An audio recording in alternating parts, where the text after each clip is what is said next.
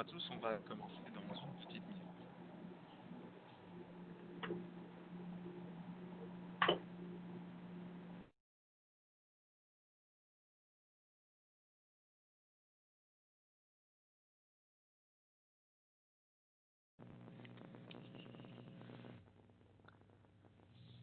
Bonjour à tous, bienvenue dans cette présentation qui s'intitule Les 4 applications fantastiques. Quel concepteur est le meilleur? Aujourd'hui, on va vous parler de Dashboard pour ArcGIS, de Story Maps, de Web App Builder et de Experience Builder. Comme vous pouvez le voir, c'est pas une présentation classique PowerPoint aujourd'hui qu'on vous fait, c'est vraiment une présentation directement dans ArcGIS Story Maps pour mettre en pratique aussi nos propos du jour et optimiser votre expérience. Alors, qui sommes-nous? Moi, je suis Frédéric Millet, représentant vente. Certains me connaissent déjà. Et aujourd'hui, je serai accompagné exceptionnellement par Jonathan Gaudreau, spécialiste d'application. Certains d'entre vous le connaissent déjà pour avoir travaillé sur des projets avec lui. Salut Jonathan. Salut! Donc, si vous avez des questions, vous pouvez les poser directement dans la section à droite Q&A et cliquez sur All Panelists, posez votre question et l'envoyer. On essaiera d'y répondre à la fin si on a suffisamment de temps. Si jamais on n'a pas le temps d'y répondre, vous pourrez répondre à un petit sondage après le webinaire et ça permettra pour nous de vous contacter par courriel. Si jamais vous posez votre question dans le chat et qu'on n'a pas le temps d'y répondre, on vous contactera également de manière privée par courriel par la suite. Si jamais vous ne trouvez pas la section Q&A, vous voyez à l'écran, elle se trouve sur les 3 petits points en cliquant sur Q&A. Donc au programme aujourd'hui, en premier lieu, on va voir quelles sont les 4 grandes questions que vous devez vous poser avant de décider quel concepteur choisir pour concevoir votre application. Ensuite, on verra des exemples d'utilisation de chaque concepteur et Jonathan va vous montrer différents exemples d'applications. Ensuite, on découvrira les différences fonctionnelles clés entre les différentes technologies afin de vous accompagner dans votre prise de décision, dépendamment de votre situation. Mais commençons avec cette citation de Mark Twain qui dit « Je dois avoir une quantité prodigieuse d'idées. Parfois, ça me prend jusqu'à 1 semaine pour prendre une décision sur quelle idée choisir. » Jonathan, est-ce que tu veux élaborer un peu plus sur cette citation pour commencer? Oui, ben, en effet, ici, la citation fait référence à ce qu'on appelle le paradoxe du choix, qui essentiellement consiste à plus on a de choix dans la vie en général, que ce soit pour des applications web ou que ce soit pour des situations de la vie tous les jours, plus on a de choix, plus c'est difficile de prendre une décision. De mon côté, quand je dois mettre sur pied une application ou quand je dois faire un choix dans la vie en général, je vais faire des recherches, regarder différentes critiques, des opinions, faire des listes de pour ou contre. Et ça peut être assez long d'évaluer toutes les options possibles. Donc, dans le but de prendre une décision éclairée, c'est le but de notre webinaire aujourd'hui, en fait, vous aider, vous éclairer sur quel concepteur d'application peut répondre le mieux à vos besoins en fonction de ce que vous désirez offrir. Merci Jonathan. Puis donc avant de parler un petit peu plus des questions clés qu'on doit se poser, j'ai une question d'introduction à te poser. Qu'est-ce qu'un concepteur? Ben, un concepteur, c'est une interface où on peut agencer des éléments de visualisation de données et où le produit final est en quelque sorte une vitrine sur vos cartes, sur vos données. Un concepteur vous permet donc de concevoir votre application sans code ou avec très peu de code. Et c'est vraiment à vous de choisir ce que vous voulez que votre audience voit. Donc, quand vous configurez votre application à l'aide d'un concepteur, c'est à vous de décider comment voulez-vous que l'utilisateur interagisse avec l'application, que ce soit avec des widgets, avec des graphiques, avec différentes cartes ou même sans cartes, comme on va voir plus tard. Et par la suite, vous pourrez personnaliser votre application tant au niveau du style que du ressenti. Donc, encore, l'objectif d'un concepteur est de ne pas avoir à coder. C'est de la programmation assistée par le concepteur. Okay. Jonathan, j'ai eu juste des notes qu'on nous dit qu'on nous entend pas toujours très bien. Moi, je sais pas au niveau de ton micro comment c'est. On va essayer de se faire entendre le mieux possible. Donc il y a des petites variations, malheureusement on est dépendant des bandes passantes. OK. Ben, j'ai mis mon micro au maximum. Ça devrait être mieux si on m'entendait pas assez fort. Parfait. Désolé pour ces petits inconvénients techniques. Donc, les quatre concepteurs. Donc, merci pour cette réponse sur ce qu'est un concepteur. Puis, justement, avant de répondre aux questions clés, on va vite explorer ces quatre concepteurs dont on vous parle aujourd'hui. Et le premier, c'est Web App Builder. Alors, Jonathan, Web App Builder, qu'est-ce que c'est? Web App Builder est un des concepteurs d'applications qui vient avec différents templates ou modèles qu'on peut choisir et personnaliser. C'est majoritairement pour des outils d'exploration, d'analyse des données, tant en 2D qu'en 3D. Il y a différents thèmes 3D, différents thèmes 2D dans Web App Builder. Et les fonctionnalités sont contrôlées par des widgets. Donc, c'est par le biais de l'ajout de widgets au niveau de l'application qu'on va pouvoir ajouter des fonctionnalités pour nos utilisateurs. Et Web App Builder vient avec des thèmes préconstruits qui sont personnalisables au niveau des couleurs, au niveau de l'ajout de logo, au niveau de la mise en page. Et on reviendra tout à l'heure sur ces différents items. Parfait, merci Jonathan.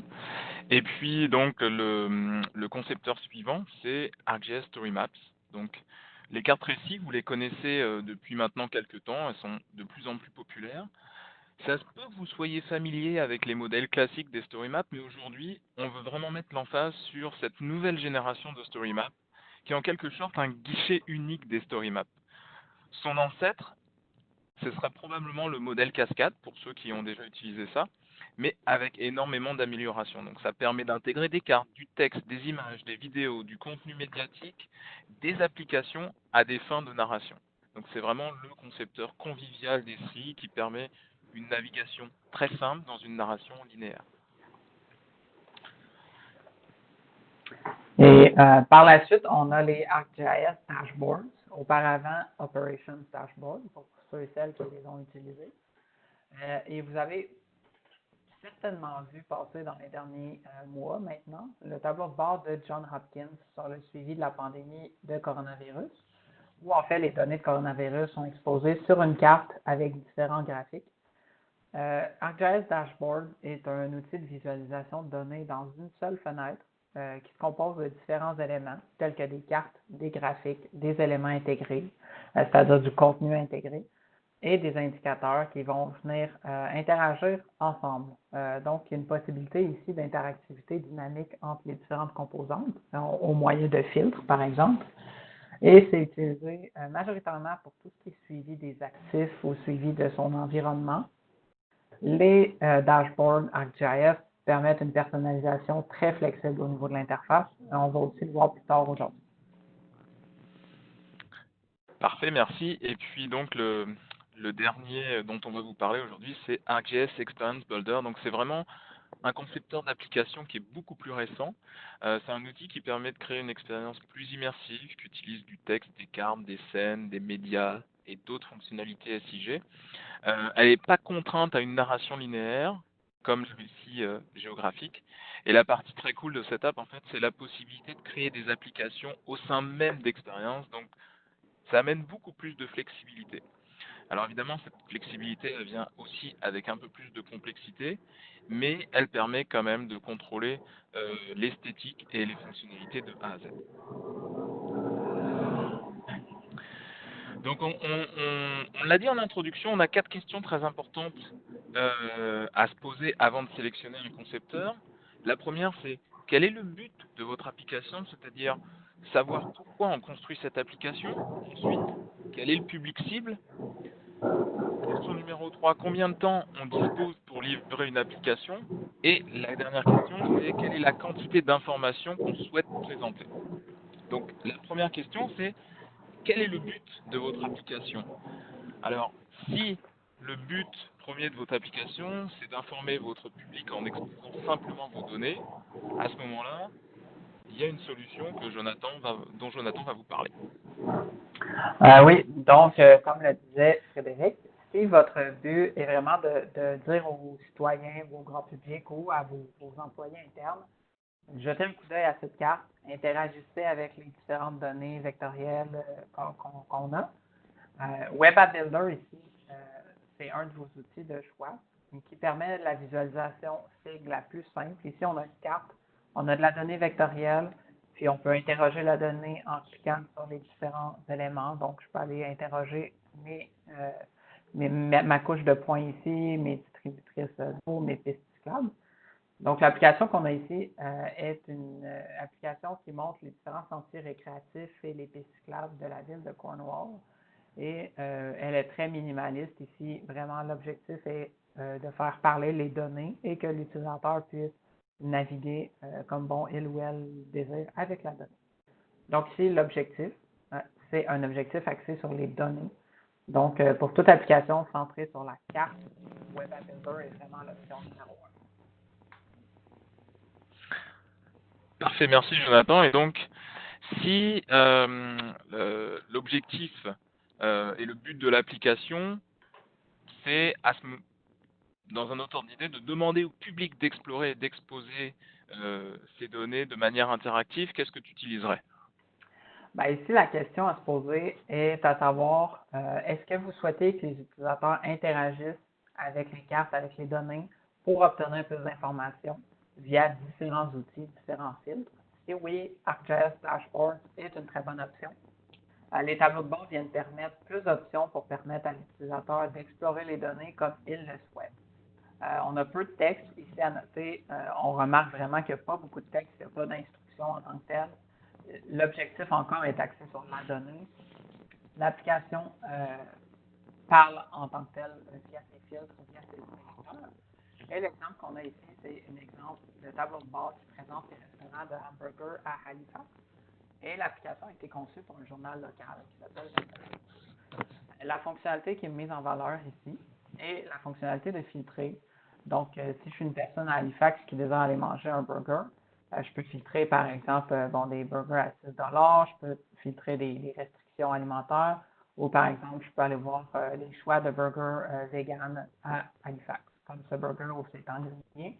En cliquant sur le choix, j'ai un zoom qui est fait au niveau de la carte. Donc, ici, vraiment, l'intérêt est toute l'interaction entre les différents filtres, les différentes listes pour pouvoir naviguer la donnée facilement. Et c'est un des avantages majeurs d'ArcGIS Dashboard ici. C'est pas simplement d'exposer son jeu de données, mais c'est vraiment de permettre à l'utilisateur d'interagir avec. Ok, merci Jonathan. Puis, autre question qu'on pourrait se poser et autre objectif qui pourrait être dans un but de permettre au public d'explorer l'histoire, mais à notre façon. Qu'est-ce qu'on utiliserait à ce moment-là? Si l'objectif est que l'audience commence à un point A, explore une carte au point B et termine son parcours au point C, les story maps sont une excellente façon de le faire. C'est une excellente façon de raconter son récit de façon linéaire. Les story maps vous permettent d'enrichir l'histoire avec des cartes, avec des médias, avec des applications. Et ici, contrairement aux deux autres concepteurs, l'objectif est axé sur le récit et non sur la donnée en tant que telle. Et l'exemple qu'on a ici, je vais vous l'ouvrir en plein onglet pour que ce soit plus intéressant visuellement ici, est un exemple des cerisiers à Washington, D.C. Et ici, on a fait une carte, l'équipe de StoryMap d'Esprit a fait une carte linéaire racontant toute l'histoire des cerisiers à Washington, D.C., où on peut avoir de l'information, un historique, différentes images historiques comme on a ici. Et ce qui est intéressant aussi, c'est l'intégration de cartes. Donc, on a des cartes qui sont interactives carrément, intégrées à notre application. Et si on descend encore un petit peu plus loin, on a aussi un portrait actuel des cerisiers. Donc, on a une carte de densité où l'utilisateur peut interagir avec la donnée pour voir où se retrouvent les cerisiers actuellement. Donc, un petit récapitulatif ici, c'est l'objectif est vraiment d'avoir une narration linéaire d'un point A à un point C, en passant par le point B, évidemment. Donc, les story maps sont le choix par excellence pour ces besoins. Ok, donc tu l'as bien dit, Jonathan, là, c'est vraiment pour guider l'utilisateur et le public qui va lire cette story map à la façon dont on veut l'orienter. Mais si, par exemple, on voudrait que le public puisse explorer une histoire, mais à sa manière à lui, qu'est-ce que tu recommanderais à ce moment-là? Oui, donc, si notre objectif est que le public explore l'histoire à sa manière, plutôt que d'offrir une carte récit où on va avoir vraiment une narrative à lire de A à Z, on va pouvoir utiliser notre exemple ici, en fait, qui est un hub Esri, intégré à une d'expérience builder. Donc ici, pour faire une petite différence avec les story maps, alors que la story map peut être comparée à un livre de contes où on va lire l'histoire dans une séquence ordonnée, notre exemple ici est plutôt comme un livre dont vous êtes le héros, où on peut choisir de passer d'un chapitre à un autre selon nos préférences individuelles ou nos choix. Donc, si vous souhaitez que les utilisateurs explorent le contenu qui comprend aussi du texte, des médias, des cartes et des applications, mais que vous désirez leur donner le choix de naviguer vers différentes sections, la narration étant non linéaire, mais on peut voir des applications comme cette application faite avec Experience Builder, où j'ai différentes pages qui ont trait au changement climatique en Europe, aux impacts des changements climatiques en Europe, mais je peux aller voir la donnée pour l'Europe centrale, par exemple, directement.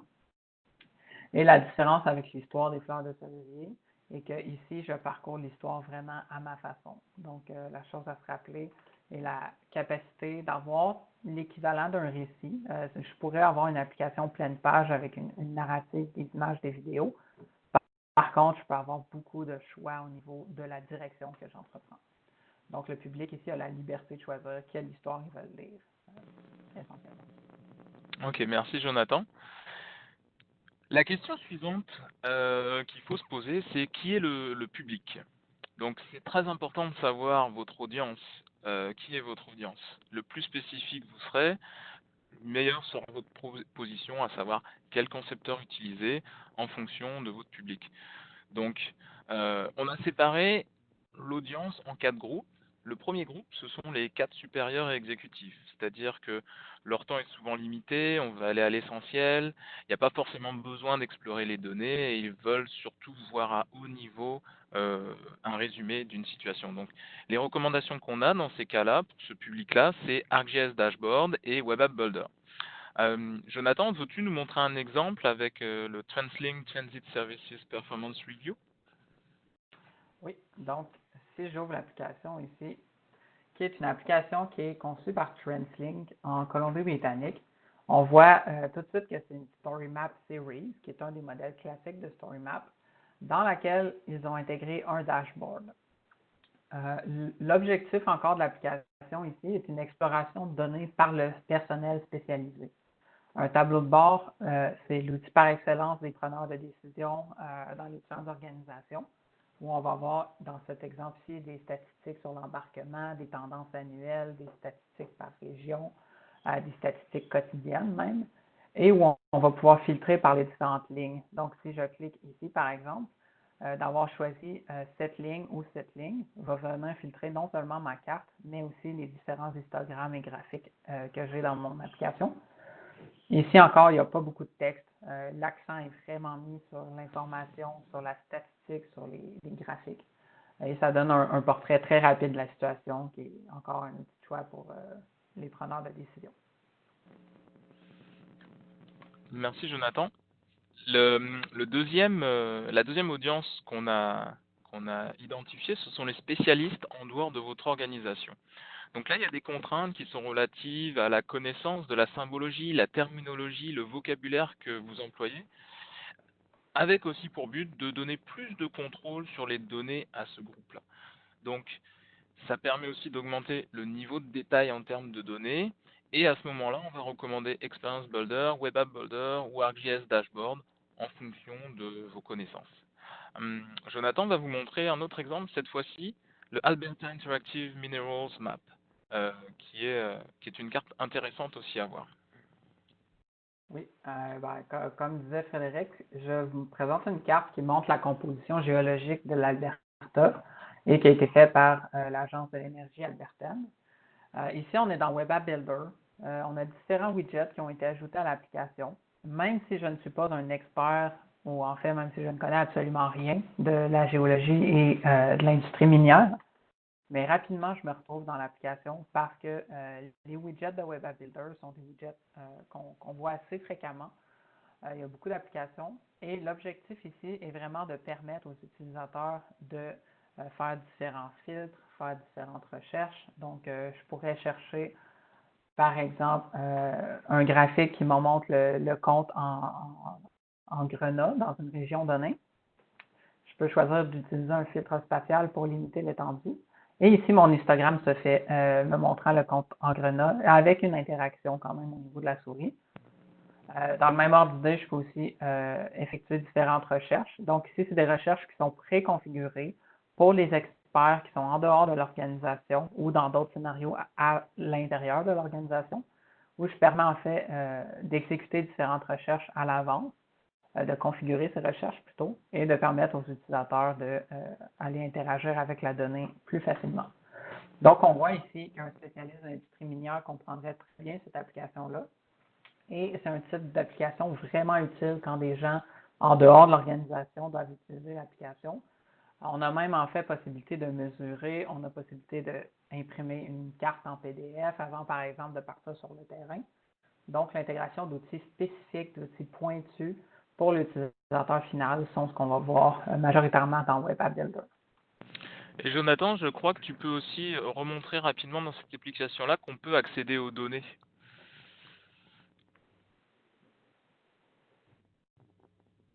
Ben oui, en fait, les données qui sont affichées derrière, on peut y accéder en effet, à moins que tu aies une question. Non, je parlais du tableau de données qu'on peut voir avec la petite flèche en bas de l'application. Ah oui, oui, c'est vrai. Donc ici, on a la table attributaire. C'est Voilà. un des widgets qui vient avec Web App Builder. Et c'est essentiellement le gabarit ou le constructeur d'application qui permet la meilleure intégration de la table attributaire. Donc, on a les différentes couches ici. Et au niveau de sa configuration, on peut choisir les champs qui sont affichés, choisir les couches qui sont affichées. Mais ça nous permet d'avoir une interaction et différentes options de filtres, d'exportation, etc. Ok, pour certains spécialistes, ça peut être aussi quelque chose d'important à savoir. La prochaine audience qu'on cible aussi, là, à ce moment-là, ce sont le personnel interne et puis les décideurs. Donc, encore là, il faut qu'ils connaissent la symbologie, la terminologie, le vocabulaire. Mais ça permet aussi, avec certaines applications, et l'objectif, c'est de limiter le contrôle de la base de données sur leurs informations d'identification. C'est de limiter le niveau de détail de cette base de données. Donc, ça ramène à cette notion d'identifiant unique que Esri a maintenant en place, et ça permet aussi de créer des groupes, des limitations, des choses comme ça. Donc, encore là, on se connecte avec l'identifiant unique, et les recommandations qu'on a, généralement, ça va être comme dans le cas précédent, d'utiliser Experience Builder, Web App Builder ou ArcGIS Dashboard selon les besoins spécifiques.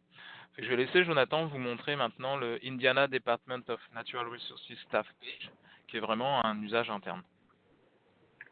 Merci Frédéric. Donc ici, c'est une application qui a été conçue avec Experience Builder par le département des ressources naturelles de l'Indiana. Et l'expérience qu'il souhaite offrir ici, en fait, à toutes les ressources internes à l'organisation, c'est une galerie, c'est une page d'accueil où on a différentes applications auxquelles les personnes ont accès. Ici, ça prend vraiment des informations de connexion pour y avoir accès.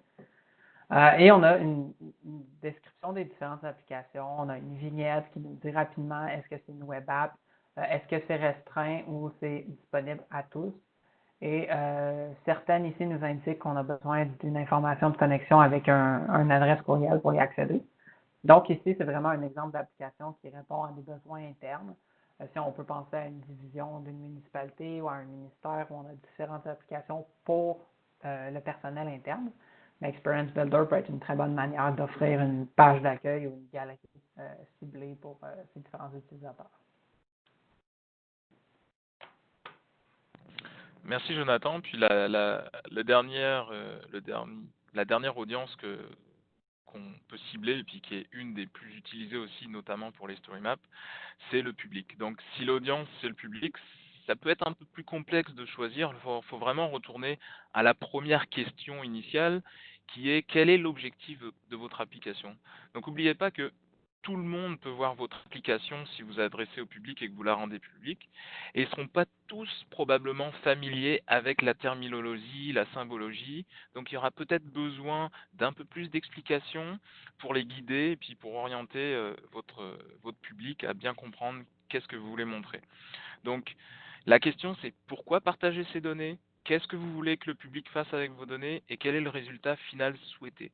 Alors évidemment, là, le contrôle de l'application il repose vraiment sur vous, créateur de l'application. Est-ce que vous voulez aussi donner suffisamment de détails sans les éloigner de votre pourquoi initial? Donc là, on peut éventuellement utiliser Experience Builder, mais comme on l'a dit en introduction, même s'il y a beaucoup de flexibilité, il y a plus d'apprentissage à faire. Mais le médium vraiment recommandé, c'est ArcGIS Story Map. Fait que je vais laisser Jonathan encore là vous montrer un autre exemple qui est le Finding Common Ground créé pour parler de la marche des traités en Saskatchewan.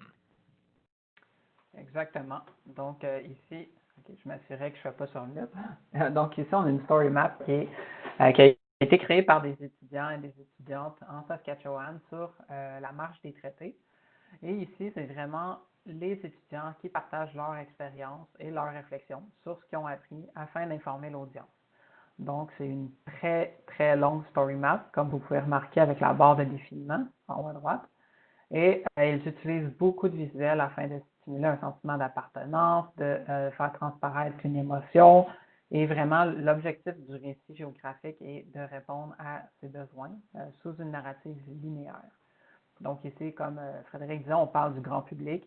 Et pour le grand public, il peut être beaucoup plus intéressant de naviguer dans une histoire, de suivre une trame narrative qu'on leur propose ici, que de les laisser naviguer dans une application pour géographe ou pour géomaticien, comme on ferait avec Web App Builder dans certains cas. Merci Jonathan. Passons maintenant donc à la troisième question. Combien de temps vous disposez pour livrer cette application? Est-ce que c'est pour demain? Est-ce que c'est dans une semaine que vous devez la livrer dans un mois à plus long terme? Tout va dépendre donc de ce timeline, mais aussi de la connaissance que vous avez des 4 concepteurs. En dessous, il y a un petit diagramme que vous voyez à l'écran qui illustre la complexité de chacun des concepteurs. Donc, on les a mis de gauche à droite par ordre de facilité d'apprentissage. À notre avis, StoryMap, c'est vraiment le plus simple à prendre en main, suivi ensuite de Web App Builder, puisqu'il s'agit simplement de configurer des widgets à l'intérieur d'une carte web. Après ça, on peut parler de dashboard qui est considéré comme complexe simplement parce qu'il offre beaucoup plus de flexibilité au niveau de la configuration des widgets. Et finalement, Experience Builder parce que c'est celui-là avec la plus grande flexibilité, mais aussi plus complexe parmi ces 4 concepteurs. Donc, c'est ce que vous verrez maintenant quand on va vous montrer les interfaces respectives et je vais laisser Jonathan vous démontrer ces 4 interfaces-là, en commençant par les story maps. Merci Frédéric. Et à ça, je voudrais aussi rajouter que Web App Builder et Experience Builder ont tous les deux une version pour développeurs. Donc, Web App Builder, si on utilise une version développeur parce qu'on doit mettre des widgets maison pour des besoins de notre organisation, peut aussi devenir un tas de lignes comme on a dans Experience Builder. Donc, c'est aussi à garder en tête. Vous avez les options développeurs pour ces deux différents gabarits. Donc, je vais vous montrer.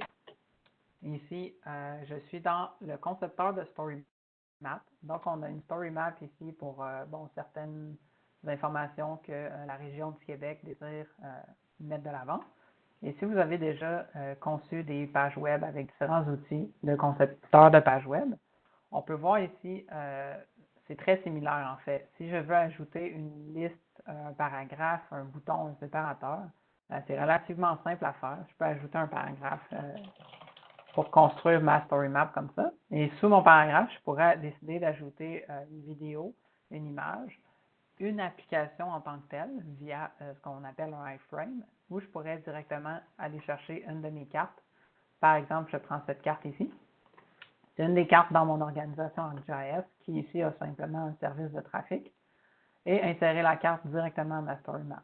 Donc, comme vous pouvez voir, c'est relativement facile et convivial de mettre sur pied une story map comme ça.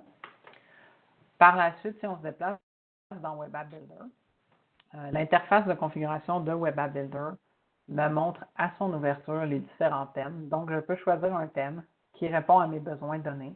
Donc, ici, j'ai un thème où je vais avoir les différents widgets alignés à gauche. Je peux avoir un thème qui ressemble un petit peu à ce qu'on a dans les Mac avec iOS, ou encore des thèmes très minimalistes où j'ai simplement une petite boîte avec mes widgets en bas à droite. Je peux aller changer le style avec différents formats de couleurs prédéfinis ou même en utilisant mes propres codes de couleurs personnalisés. Et si je vais au niveau des attributs de ma configuration, je peux aller modifier les titres, les sous-titres et même des sources de données supplémentaires. Donc, si j'ai une carte que j'aimerais mettre à une application, mais je voudrais ajouter de la donnée supplémentaire, je peux le faire au niveau de sa configuration. Un autre avantage de Web App Builder est vraiment l'aspect responsiveness, l'aspect capacité à s'adapter à un appareil mobile. Donc, on a un bouton aperçu ici qui me permet de voir l'aperçu sur différents appareils mobiles. Et Web App Builder a été conçu en ayant en tête l'aspect mobile en tête. Et aujourd'hui, on sait que c'est environ 80% des utilisateurs d'Internet qui naviguent avec un téléphone intelligent. Donc, au niveau de la conception de l'application, c'est très important de garder en tête l'aspect mobile de l'application. Par la suite, si je passe à Operations Dashboard, la configuration des tableaux de bord, ce qu'on a ici, c'est vraiment un tableau de bord que ma collègue Audrey a fait pour afficher ses différents projets et voir ce sur quoi elle travaille. Et ici, on a les différents filtres qui sont configurés où je peux en fait cliquer et interagir avec les différents widgets. Et la configuration se fait vraiment par l'ajout de différents outils, des listes, des graphiques qui pointent vers la donnée, qui pointent vers mes services initiaux. Et il y a beaucoup d'options au niveau de la personnalisation du look. Et il y a même des thèmes. Donc, je peux utiliser un thème foncé, un thème clair, si j'ai besoin d'une application foncée. Et aussi, je peux, par exemple, prendre cet histogramme, le déplacer, le stacker ou la poser par-dessus celui-ci. Et maintenant, j'ai deux cadrans un par-dessus l'autre.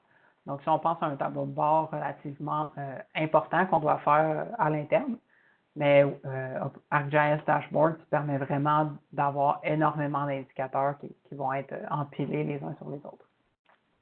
Finalement, ma dernière destination est dans ArcGIS Experience Builder. Et Experience Builder, comme disait Frédéric, est un peu plus complexe que les trois autres. Par contre, au niveau de la création d'expérience, on peut partir d'applications vides, donc vraiment une page vide, et je vais faire ce que je veux au niveau de l'interface, ce qui est peut-être pour des utilisateurs un peu plus avancés. Par contre, on a déjà des modèles qu'on peut utiliser, et dont un modèle qui s'appelle City Explorer. Je peux créer ici une application à partir d'un modèle existant. Et vraiment, l'élément à retenir d'Experience Builder est que vous contrôlez l'entièreté de l'expérience web. L'application, en fait, vous est complètement disponible via ces différents indicateurs, les différents éléments qu'on retrouverait dans une page HTML, par exemple.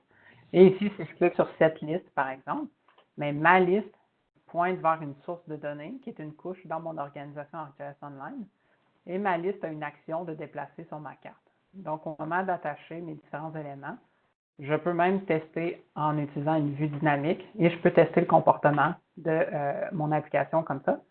Ou encore, je peux avoir plusieurs vues. Donc, ici, je peux montrer différents musées ou lieux à visiter dans une ville.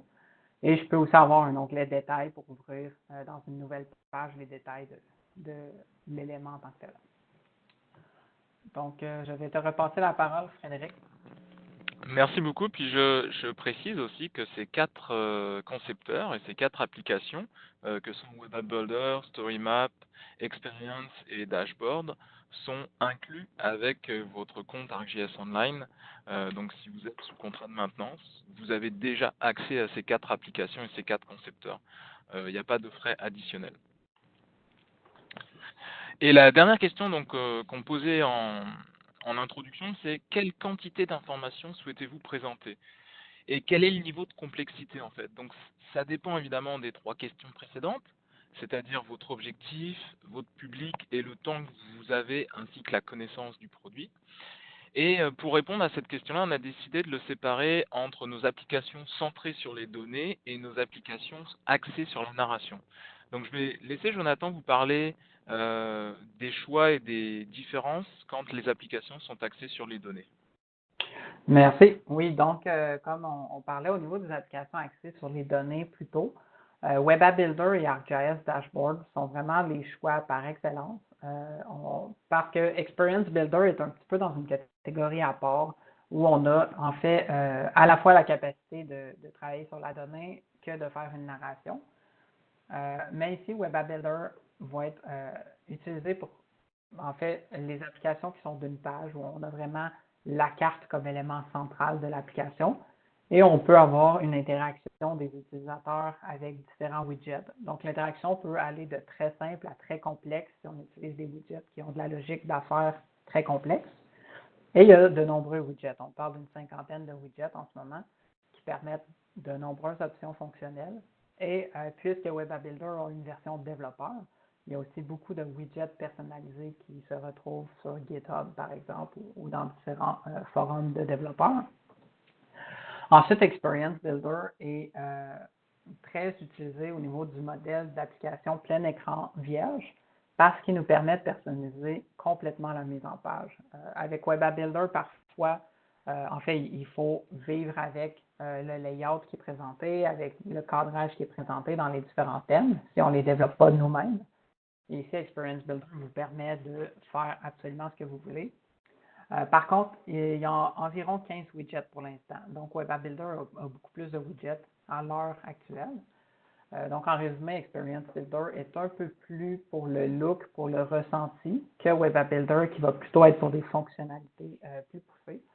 Et je ne l'ai pas mentionné tout à l'heure, mais Experience Builder, il vient vraiment vous permettre de gérer tout le style de votre page. Donc, ce qu'on appelle le CSS pour les développeurs est complètement configurable au niveau de l'application. Donc, on n'a pas à aller dans des fichiers de code pour le modifier. Et finalement, au niveau des tableaux de bord, encore pour les applications centrées sur les données, un tableau de bord n'a pas besoin de contenir une carte. C'est très intéressant par rapport à Web App Builder où la carte est l'élément obligatoire et central. Et un tableau de bord va être aussi pour une application d'une seule page. Par contre, on peut avoir énormément de cadrans qui sont empilés les uns sur les autres. Les tableaux de bord viennent avec 12 éléments, 3 types de sélecteurs, sélecteur par date, sélecteur par valeur et sélecteur par catégorie, qui permettent d'avoir une expérience très interactive. Et on peut avoir plusieurs onglets groupés. Donc, l'exemple que je vais vous montrer plus bas ici est un tableau de bord où on a énormément d'onglets dans le bas et on a nos sélecteurs dans le haut. Et si je sélectionne ici au niveau de mes requêtes de 3.1, je peux débuter par sélectionner les tickets qui sont ouverts au 3.1 et choisir une étendue temporelle des 7 derniers jours. Et je vais voir, bon là, ma vitesse Internet est pas mal réquisitionnée pour le WebEx, mais il devrait s'actualiser sous peu. Bon, en tout cas, je vais voir une interaction pour ce faire. Je vais choisir changer de voisinage.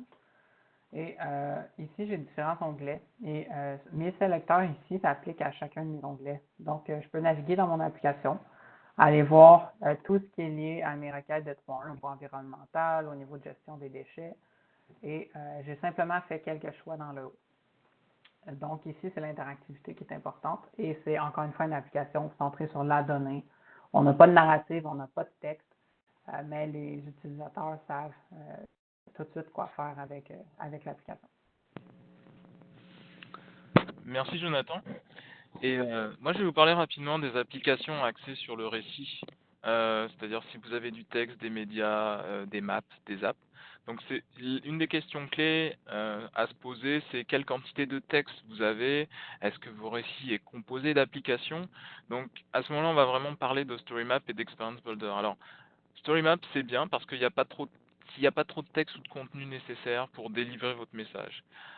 Si votre carte est un récit peut-être trop long, vous risquez que votre public se désintéresse à un moment donné et termine pas forcément l'histoire.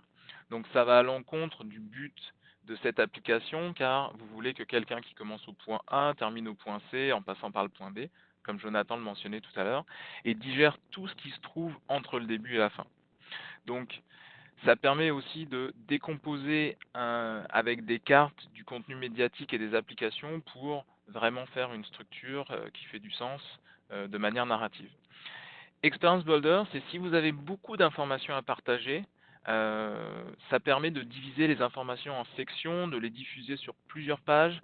Ça permet aussi au public de naviguer dans l'application comme il le souhaite, sans forcément se désintéresser, puis aller voir ce qui l'intéresse.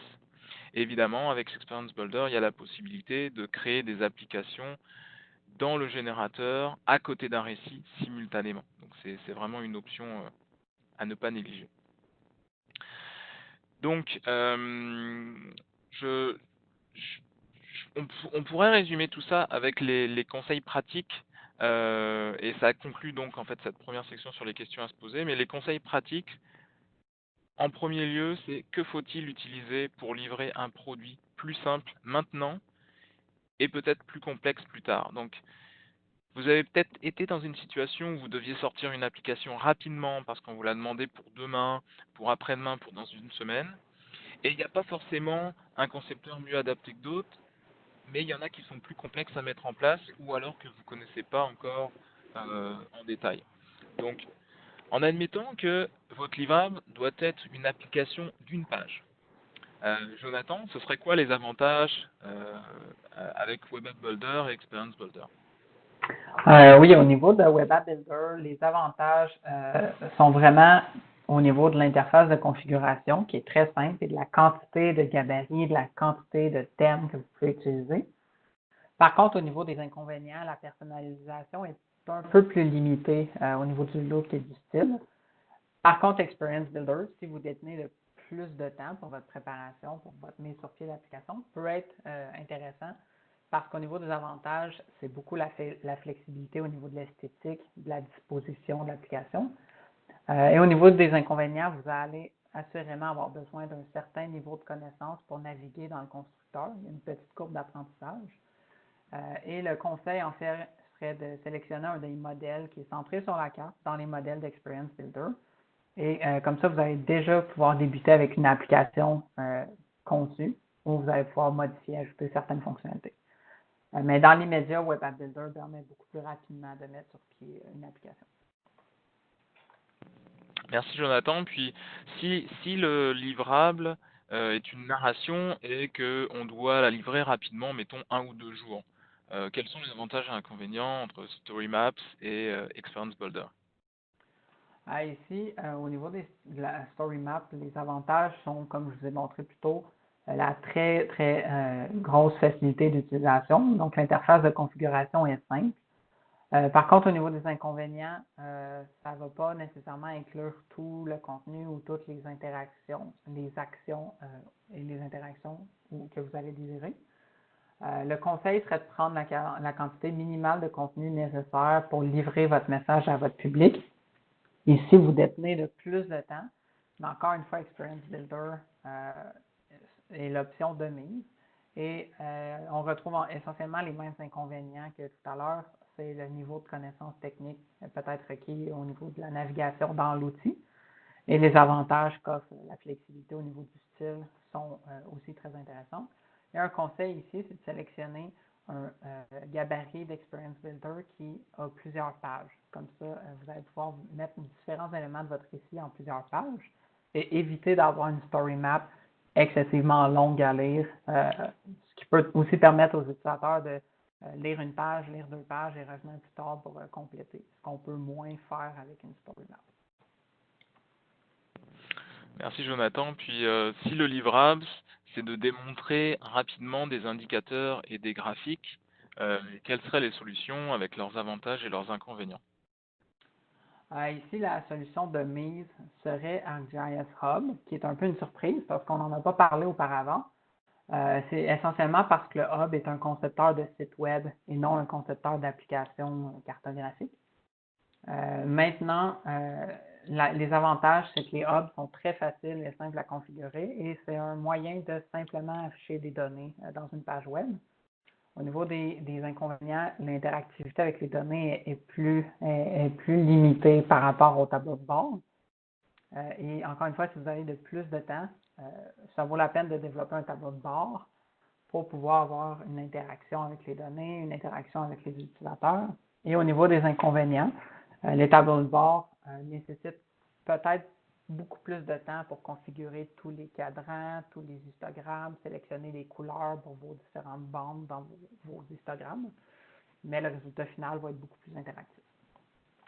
Et ici, on a un exemple qui est un hub qui a été mis sur pied par Instruit Canada au niveau de toutes les ressources par rapport à la COVID. Et on a toutes les informations ici, essentiellement, sont des cadrans, comme on aurait dans un tableau de bord, sauf que ces cadrans sont directement intégrés à la page web. Et essentiellement, c'est un petit peu comme une narrative ici. On peut regarder les différents cadrans, avoir un portrait de la COVID au Canada. Et ici, on a intégré différentes ressources canadiennes, dont une carte ici qui montre l'état de l'épidémie au Canada, qui est ici vraiment un tableau de bord. Et là, on voit la grosse différence entre le tableau de bord et le hub qu'on vient de regarder. Un exemple ici, c'est que je peux choisir une province. Si je choisis le Québec, par exemple, bien là, je peux voir les différents indicateurs se filtrer, je peux voir mes différents histogrammes se filtrer. Je peux intégrer plusieurs cartes, une par-dessus l'autre. Donc ici, je peux avoir un portrait de l'évolution au fil des jours, en fait, au Canada. Et essentiellement, bon, c'est ce que je désirais vous montrer au niveau du hub. Merci Jonathan. Puis peux-tu nous parler un petit peu rapidement de la compatibilité mobile? Oui, ben en fait, comme je disais tout à l'heure, c'est très important en ce moment de s'attarder à la question mobile, sachant que plusieurs utilisateurs disposent seulement de téléphone et c'est leur manière, leur premier moyen d'accéder à vos applications. Donc, au niveau des story maps, c'est déjà conçu pour être compatible. Web App Builder est conçu pour être compatible. Experience Builder aussi. Par contre, vous avez l'option de choisir ce que vous voulez mettre dans l'interface mobile.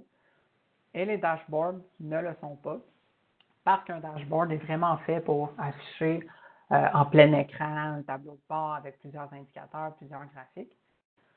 Mais il y a quand même une manière de rendre ces dashboards interactifs sur les mobiles et c'est ce que je vais vous montrer. Donc, on peut créer un tableau de bord qui est quand même adapté au mobile. Ici, j'ai un exemple. C'est un dashboard que j'ai fait il y a quelques semaines pour la COVID à Montréal. Et si je me mets en mode mobile, on peut voir ici que c'est vraiment pas intéressant au niveau de l'interface parce que c'est un dashboard. C'est pas fait pour des petits appareils comme on a ici. À la rigueur, sur un iPad, ça pourrait peut-être être acceptable.